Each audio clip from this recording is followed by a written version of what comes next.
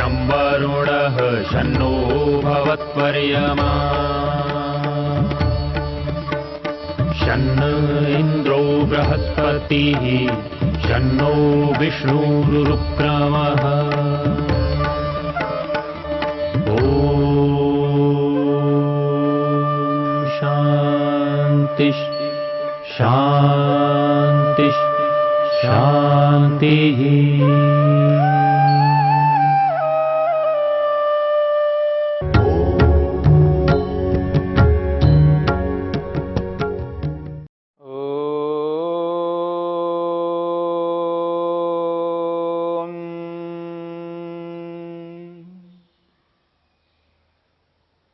साधन पाद के 27वें सूत्र को लेकर के हम विचार कर रहे हैं। तस्य सप्तधा प्रांत भूमि ही प्रज्ञा। योगी को 7 प्रकार की उत्कृष्ट प्रज्ञाएं प्राप्त होती हैं। ऐसे योगी को जिसने अविप्लव वाली विवेक ख्याति को प्राप्त किया। इन 7 प्रकार की प्रज्ञाओं में से 4 प्रज्ञाएं मन के कार्य को संपन्न करने वाली हैं। 4 प्रकार की प्रज्ञाएं मन के कार्य को संपन्न कराती हैं, इसलिए उसको कार्य विमुक्ति कहा गया है। और 3 प्रकार की प्रज्ञाएं मन को ही मुक्त कराने वाली हैं। आत्मा से, योगी के, योगाभ्यासी के आत्मा को इन संपूर्ण कार्य पदार्थों से मुक्त कराने वाली प्रज्ञाएं हैं। मन को ही मुक्त कराने वाली है ये प्रज्ञा, इसलिए इसको चित्त विमुक्ति कहा है। मन की मुक्ति कराने वाली प्रज्ञा। और मन को मुक्त कराने वाली प्रज्ञाओं में से जो पहली प्रज्ञा और क्रम से 5वीं प्रज्ञा है वो चरिताधिकारा बुद्धि। चरिताधिकारा बुद्धि का अभिप्राय है कि ऐसा मन जिसने अपने कर्तव्य को पूर्ण कर लिया है। बुद्धि का अभिप्राय मन है। ऐसा मन जिसने अपने कार्यों को पूर्ण कर लिया है, अपने प्रयोजन को, अपने कर्तव्य को पूर्ण कर लिया है। जिसका प्रयोजन पूर्ण हो जाता है उसको कहते हैं चरिताधिकार। चरित अधिकार वाला यानी पूर्ण किए हुए अधिकार वाला, पूर्ण किए हुए कर्तव्यों वाला। 2 ही कर्तव्य है, भोग और अपवर्ग। इन दोनों कर्तव्यों को मन ने पूर्ण कर लिया है। या यूं कहिए, आत्मा को, योगी को ये अनुभव में आता है, यह अनुभूति होती है, अब मेरे द्वारा करने योग्य 2 प्रयोजन थे और उनको मैंने पूर्ण कर लिया। जिस मन के माध्यम से भोग को पाना था सो भोग को पा लिया, और अपवर्ग रूपी मोक्ष को पाना था सो पा लिया। अब मेरा कोई प्रयोजन नहीं रहा, मैं कर्तव्यों से, प्रयोजनों से मुक्त हो गया हूं। ऐसी अनुभूति, ऐसी जो प्रज्ञा प्राप्त होती है, उस प्रज्ञा को चरिताधिकारा बुद्धि कहते हैं। बहुत बड़ी बात है। हर कोई व्यक्ति, जो कोई व्यक्ति, कैसा भी व्यक्ति ये बात नहीं कह सकता जो करना था सो कर लिया है, जो भोगना था सो भोग लिया है, अब कोई भोग मेरे लिए बचा हुआ नहीं है, ऐसा कोई नहीं कह सकता। और ये भी नहीं कह सकता जो अपवर्ग को, मोक्ष को पाना था सो पा लिया, जीते जी समाधि में मैंने मोक्ष का अनुभव किया। ऐसा बहुत कठिन है, बहुत बड़ा कार्य है। इससे उत्कृष्ट अनुभूति और कोई नहीं हो सकती है जो ये अनुभव करता हो, जो भोगना था सो भोग लिया, अब भोगने योग्य मेरे लिए कुछ नहीं बचा। और जिस मोक्ष को, जिस अपवर्ग को अनुभव करना था, समाधि के माध्यम से मैंने अनुभव कर लिया है, अब मेरे द्वारा करने योग्य कोई कर्तव्य नहीं बचा। ऐसा कहना बहुत बड़ी बात है। ये उस योगी को ऐसी अनुभूति होती है जिसने अविप्लव वाले विवेक ख्याति को प्राप्त किया। और छठी अनुभूति के लिए महर्षि वेदव्यास प्रस्तुत करते हैं। वो कहते हैं गुणाः गुणाः गिरिशिखर तटच्युता इव ग्रावाणः निरवस्थानाः स्वकारणे प्रलयाभिमुखाः सह तेन एव अस्तम गच्छन्ति। बहुत बड़ी बात कही है और उदाहरण के माध्यम से बात कही जा रही है। कहा जा रहा है गुणाः, वैसे गुण का अभिप्राय सत्व रजतम है यहां पर यहां कार्य कारण को एक मान करके यहां पर प्रस्तुत किया जा रहा है। गुणाः यानी 18 तत्व, महतत्व से लेकर के 5 तन्मात्राओं तक। महतत्व, अहंकार और मन, ये 3 पदार्थ हैं। ज्ञानेन्द्रियां, कर्मेंद्रियां 10 पदार्थ हैं और 5 तन्मात्राएं। तो इस प्रकार 5 तन्मात्राएं, 5 ज्ञानेन्द्रियां, 5 कर्मेंद्रियां, ये 15 तत्व हैं। मन, अहंकार, महतत्व, ये 3 पदार्थ हैं। इस प्रकार 18 तत्वों वाला सूक्ष्म शरीर, इसको लेकर के कहा जा रहा है गुणाः, ये जो गुण हैं। गिरि शिखर तटच्युता इव, इव कहते हैं समान। मानो कि जिस प्रकार से पर्वत के शिखर से, पर्वत के चोटी से, पर्वत के शिखर से, ऊंची जो चोटी है उस शिखर से यदि कोई पत्थर गिर जाए, वहां से अलग हो गए, पत्थर का टुकड़ा वहां से अलग हो गया। पत्थर, पर्वत तो बहुत बड़ा है, उस शिखर के ऊपर जो चोटी है उस बड़े पत्थर में से कोई अंश, कोई टुकड़ा टूट करके, पृथक होकर के अलग हो जाए। गिरि शिखर तटच्युता इव ग्रावाणः, ग्रावाण कहते हैं पत्थर के टुकड़े। यदि उस चोटी से, उस शिखर से यदि पत्थर गिर गए हैं, वहां से हट गए हैं, तो निरवस्थाना, निराधार वाले हैं वो पत्थर, उनका कोई अब आधार नहीं रहा। वो धड़ाम से ऊपर से नीचे गिरते जा रहे हैं और उसके लिए कोई आधार है ही नहीं वहां पर। तो निराधार वाले, बिना आधार वाले नीचे गिरते जा रहे हैं और सीधा जमीन पर आकर के उस मिट्टी में मिल जाएंगे। जिस प्रकार पर्वत के शिखर से अलग हुए हुए पत्थर, पत्थर के टुकड़े बिना आधार वाले अपने कारण की ओर, मिट्टी की ओर अग्रसर होते हुए अंत में जाकर मिट्टी में विलीन हो जाते हैं, धरती में विलीन हो जाते हैं, धरती के साथ युक्त हो जाते हैं। ठीक इसी प्रकार से जिस योगाभ्यासी ने, जिस योगी ने अपने प्रयोजन को पूरा कर लिया है, भोग और अपवर्ग को पूर्ण कर लिया है, ऐसे योगी के ये गुण यानी 18 तत्वों का समुदाय, जिसे हम सूक्ष्म शरीर के नाम से कहते हैं, ये जो सूक्ष्म शरीर है, ये सूक्ष्म शरीर स्वकारणे, अपने कारण की ओर, प्रलयाभिमुखा, प्रलय की ओर, अपने कारण में विलीन होने के लिए, अपने कारण में मिलने के लिए अग्रसर होते हुए, तेन सह अस्तम गच्छन्ति, तेन उस मन के साथ साथ, 18 तत्वों में मन है और बाकी 17 पदार्थ है, तो तेन सह उस मन के साथ साथ वो 17 तत्व अस्तम गच्छन्ति, अपने कारण में विलीन हो जाते हैं। सत्वरज तम रूपी मूल कारण में ये 18 तत्व आकर के मिल जाते हैं, जुड़ जाते हैं और कारण रूप बन जाते हैं। अब कार्य के रूप में नहीं रह सकते और उपमा के रूप में पत्थर का उदाहरण दिया है।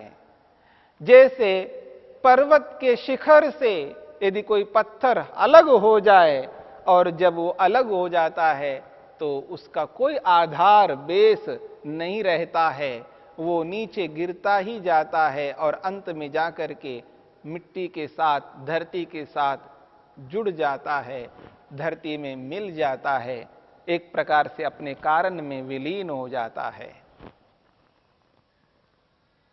वो टुकड़ा, वो पत्थर पृथ्वी से ही उत्पन्न हुआ है और पृथ्वी में आकर के मिल गया है।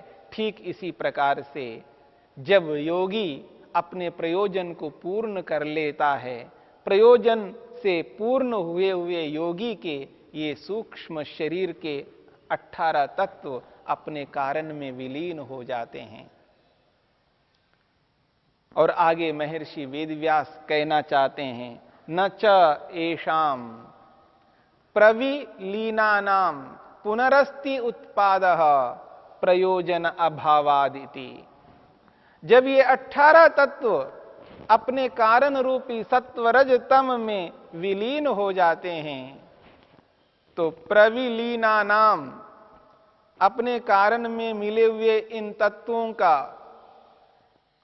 न पुनरस्ति उत्पादः, दोबारा ये उत्पन्न नहीं हो सकते। कारण में विलीन होने के बाद पुनः ये कार्य के रूप में नहीं आ सकते। उस योगाभ्यासी के लिए, उस योगी के लिए, उस आत्मा के लिए दोबारा कार्य के रूप में परिवर्तित नहीं हो सकते। न पुनरस्ति उत्पादः, दोबारा उत्पन्न नहीं हो सकते। क्यों? प्रयोजन अभावाद इति, प्रयोजन के न रहने से। जब प्रयोजन ही नहीं रहा तो कार्य के रूप में कैसे आ सकते हैं? कार्य के रूप में वही वस्तु आ सकती है जहां प्रयोजन होता है। निष्प्रयोजन कोई कार्य नहीं आ सकता, क्योंकि इनको कार्य के रूप में लाने वाले ईश्वर हैं, अपने आप कार्य के रूप में नहीं आ सकते। जड़ में ये बोध नहीं रहता है कि मुझको कार्य के रूप में परिवर्तित होना है, अब मुझको कारण के रूप में बदल जाना है, ये बोध जड़ वस्तु में नहीं रह सकता। इसलिए परमपिता परमेश्वर इनको पुनः दोबारा कार्य के रूप में उत्पन्न नहीं कर सकता। क्यों? तो कहा प्रयोजन अभावाद इति, प्रयोजन के ना रहने से। अब उस योगी का जो प्रयोजन था भोग और अपवर्ग को प्राप्त करना, उसने प्रयोग करके, मेहनत करके, उद्यम करके उसको अपना लिया है। अब उसका प्रयोजन ही पूर्ण हो गया है तो दोबारा ये कार्य के रूप में नहीं आ सकते। प्रयोजन अभावात, प्रयोजन के ना होने से। ये छठी प्रज्ञा है। ये अनुभव, ये अनुभूति योगी को होती है कि उसे पता लगता है कि अब मेरा अगला शरीर नहीं होगा। जिसने अपने प्रयोजन को पूर्ण कर लिया है, भोग और अपवर्ग को अनुभव कर लिया है, वो योगी ये एहसास करता है, ये अनुभव करता है, अब मेरा अगला जन्म नहीं होगा, मैं पुनः उत्पन्न नहीं होऊंगा, पुनः शरीर को धारण नहीं करूंगा, दोबारा दुखों के साथ युक्त नहीं हो सकता, मेरा जन्म नहीं होगा क्योंकि मैं मुक्त होने जा रहा हूं। ये अनुभूति, ये अनुभव उस योगी को होता है जिसने अविप्लव वाली विवेक ख्याति को प्राप्त कर लिया। महर्षि वेदव्यास कहते हैं अंतिम प्रज्ञा को लेकर के, एतस्याम अवस्थायाम गुण संबंधातीतः स्वरूप मात्र ज्योति ही अमलः केवली पुरुष इति। महर्षि वेदव्यास कहते हैं सात्वीं प्रज्ञा को लेकर के, एतस्याम अवस्थायाम, ऐसी अवस्था को प्राप्त कर लेता है जिस अवस्था में उसको ये अनुभूति होती है कि हां अब मेरा अगला जन्म नहीं होगा। एतस्याम अवस्थायाम, ऐसी अवस्था में गुण संबंधातीतः, गुणों के संबंध से रहित होकर के, गुणों के संबंध से पृथक अनुभव करता हुआ अपने आप को सत्वरज तम से बने हुए समस्त कार्य पदार्थों से अलग अनुभव करता हुआ, पृथकत्व का बोध करता हुआ, स्वरूप मात्र ज्योति ही केवल आत्म स्वरूप में अनुभव करता है, अपने आप को केवल आत्म स्वरूप के रूप में स्वीकार करता है। मैं केवल आत्म स्वरूप हूं। अब वो प्रकृति के संबंध से अपने आप को मुक्त अनुभव करता है। स्वरूप मात्र ज्योति ही, वो केवल चेतन स्वरूप के माध्यम से अपने आप को स्वीकार करता है। मैं केवल आत्म तत्व हूं, केवल चेतन स्वरूप हूं, मैं केवल चेतन हूं, केवल ज्ञान स्वरूप हूं। और कहा है अमलह, अब मुझ में कोई मल नहीं है, मैं मल से रहित हूं, यानी अविद्या, अस्मिता, राग, द्वेष, अभिनिवेश से पृथक हूं। और कहता है केवली, मैं अकेला हूं, मैं केवल हूं, अकेला हूं और पुरुष आत्मतत्व हूं। ये अनुभव योगी को हो जाता है।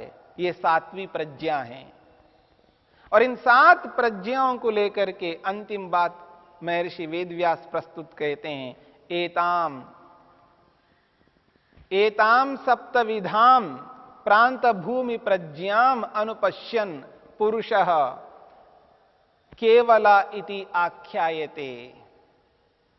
वो कहते हैं इन 7 प्रकार की प्रज्ञाओं को अनुभव करता हुआ, इनका एहसास करता हुआ, वो आत्मा, वो पुरुष केवलः, वो केवल के रूप में, अकेले के रूप में अपने आप को अनुभव करता है।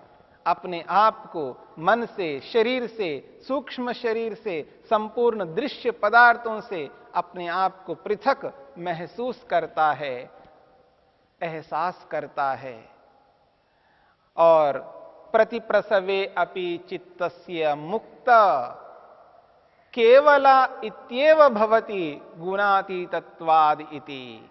वो कहते हैं जीते जी शरीर में रहते हुए वो अपने आप को केवल आत्मतत्व के रूप में स्वीकार करता है और इस संपूर्ण दृश्य से अलग अनुभव करता है, अपने आप को पृथक अनुभव करता है। और प्रतिप्रसवे अपि, जब ये संपूर्ण सूक्ष्म शरीर के तत्व और शरीर से रहित होकर के, सूक्ष्म शरीर से रहित होकर के भी प्रतिप्रसवे अपि, प्रलय में भी यानी कारण में विलीन हो जाने पर भी पुरुष अपने आप को केवल अकेला ही अनुभव करता है, क्योंकि गुणातीतत्वादिति, गुणों से पृथक हो गया है। मुक्त जब हो जाता है आत्मा, जब शरीर त्याग कर देता है प्रयोजन के पूर्ण होने पर, तो उसका सूक्ष्म शरीर भी उससे अलग हो जाता है। तब भी आत्मा अपने आप को केवल अनुभव करता है। मुक्त अवस्था में भी, मोक्ष अवस्था में भी अपने आप को केवल अकेला अनुभव करता है। और शरीर में रहता हुआ भी जब समाधिस्थ होता है और समाधि को प्राप्त करके अपने बंधनों के कारणों को पृथक करके, अविद्या आदि दोषों को अलग करके, उस स्थिति में भी अपने आप को अकेला अनुभव करता है। जीवन मुक्त की स्थिति में जीते जी मुक्ति जैसा अनुभव करता हुआ वहां पर भी अपने आप को केवल अनुभव करता है। और जब इससे मुक्त हो जाता है तब तो केवल ही रहता है, इसलिए केवल अनुभव करता है। ये 7 प्रकार की प्रज्ञा उस योगी को प्राप्त होती है जो विवेक ख्याति, वो भी अविप्लव वाली विवेक ख्याति को प्राप्त कर लेता है। तो इस रूप में ये 7 प्रकार की प्रज्ञा को प्राप्त करके योगी कृतकृत्य हो जाता है। जो करना था सो कर लिया, अब कुछ करने योग्य बाकी कुछ भी नहीं रहा।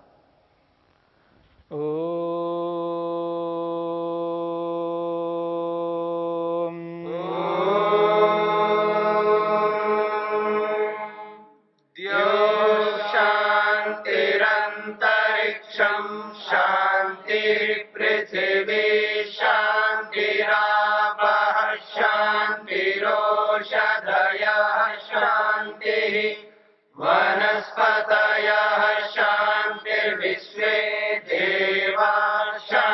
शान्तिर्ब्रह्म शान्ति सर्वं शान्ति शान्तिरेव शान्ति क्षमा शान्तिरेधि ॐ शान्ति शान्ति शान्ति